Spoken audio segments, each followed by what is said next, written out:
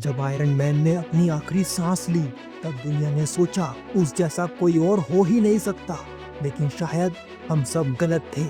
MIT की lab में बैठी एक टीनेज लड़की जिसकी आंखों में अपने पिता जैसी वार्मथ नहीं बल्कि एक दोस्त की मौत का दर्द है, और वो तैयार कर रही है एक आर्मर दुनिया को ये साबित करने के लिए कि genius does not need permission.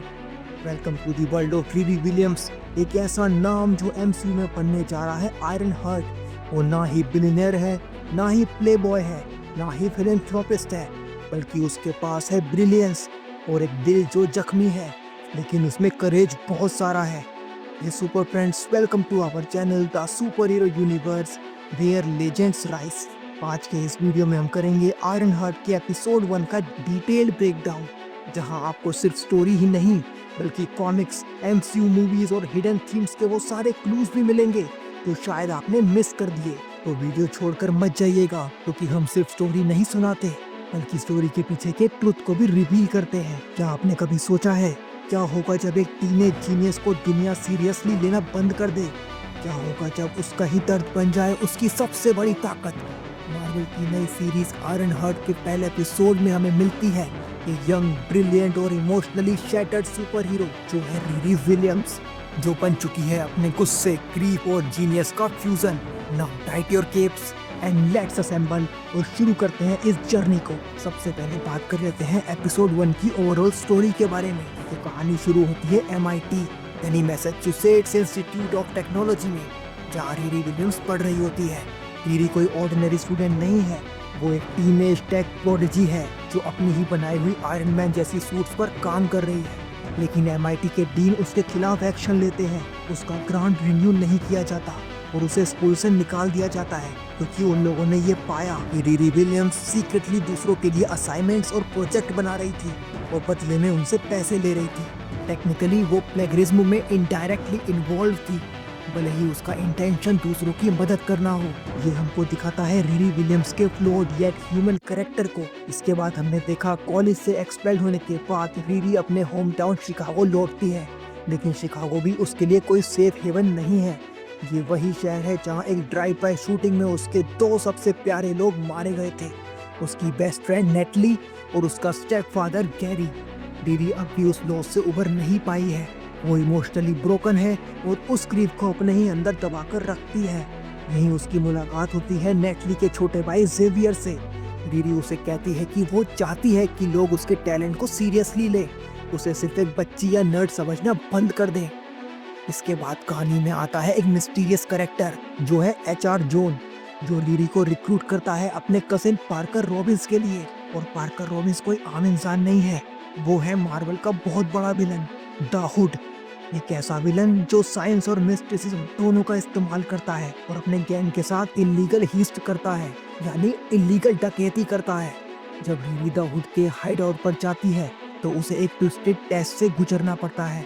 उसे एक एलिवेटर में ट्रैप किया जाता है जिसमें भरा होता है टॉक्सिक गैस, लेकिन रीरी किसी तरह बच निकलती है। ये दिखाता है कि वो कितनी एडेप्टेबल और इंटेलिजेंट है। द हुड उसे अगले 3 हिस्ट में शामिल करने का ऑफर देता है, लेकिन इनिशियली तो रीरी मना कर देती है।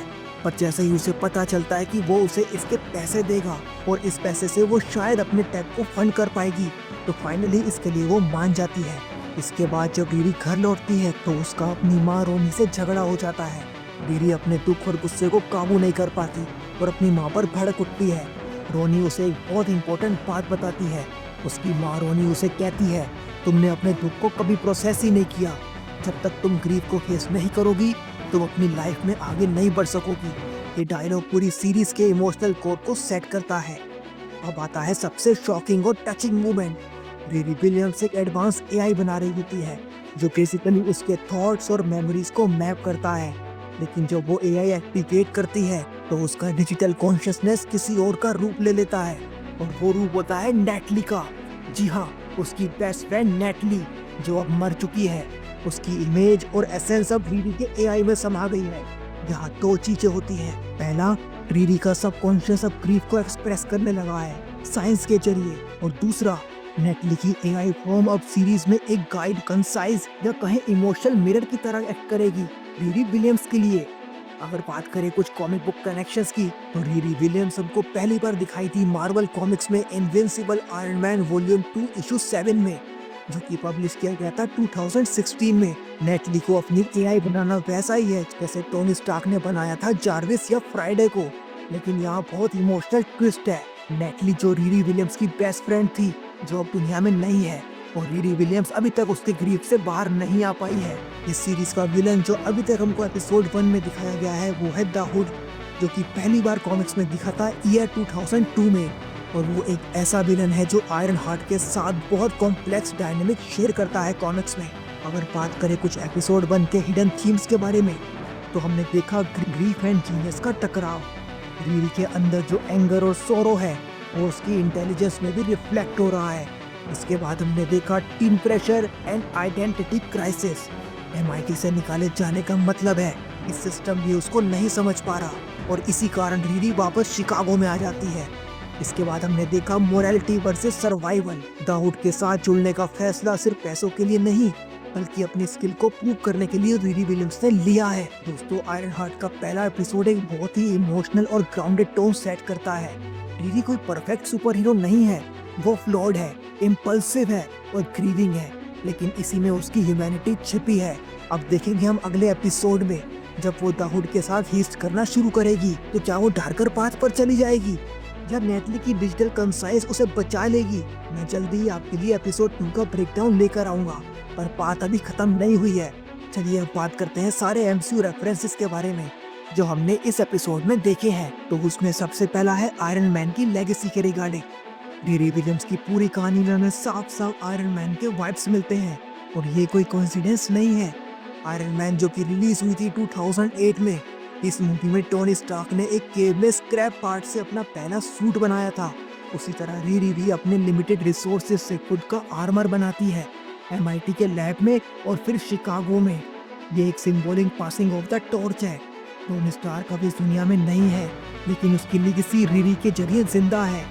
एमसीयू में आयरन हार्ट को फ्यूचर में टोनी के एआई या उसके डिजाइन से इनडायरेक्ट हेल्प मिल सकती है, जैसे कॉमिक्स में हुआ था। अगर बात करें आयरन मैन 2, आयरन मैन 3 या एवेंजर्स एंड गेम, रीरी की कहानी इन सब के इकोस के साथ गूंजती है, और फैंस भी इस बात को फील कर सकते हैं। इसके बाद चलिए बात करते हैं एक रेफरेंस के बारे में जो हमने देखा था ब्लैक पैंथर वकांडा फॉरएवर में। आपने ब्लैक पैंथर वकांडा फॉरएवर ये मूवी जो ईयर 2022 में आई थी, आपने जरूर देखी होगी, तो आप रीरी विलियम्स को तो जरूर ही जानते होंगे, क्योंकि एमसीयू में उसकी पहली अपीयरेंस इसी मूवी में हुई थी।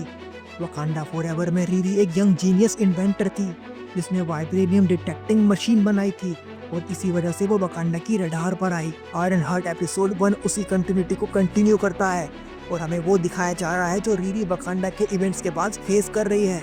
वकांडा फॉरएवर के बाद एमआईटी में उसे शायद शक की नजरों से देखा जा रहा हो, क्या उसकी क्रिएशंस पॉलिटिकल डेंजर मानी जा रही हो।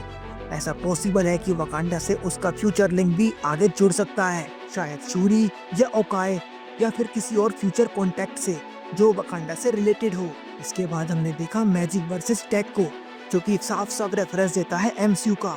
इस सीरीज का विलन जो कि है पार्कर रॉबिन्स एकेए द हुड, जो इस एपिसोड में एक गैंगस्टर की तरह दिखता है, लेकिन कॉमिक्स में उसका रिलेशन है डार्क मैजिक से। द हुड अगर फ्यूचर में अपने डेमोनिक क्लॉक को एक्टिवेट करता है तो वो एमसीयू के मैजिकल यूनिवर्स से जुड़ सकता है। चाहे बात करें doctor strange in the multiverse of madness या वांडा विजन के बारे में, इन सभी में डार्क मैजिक और डिमोनिक पावर्स हम एक्सप्लोर कर चुके हैं।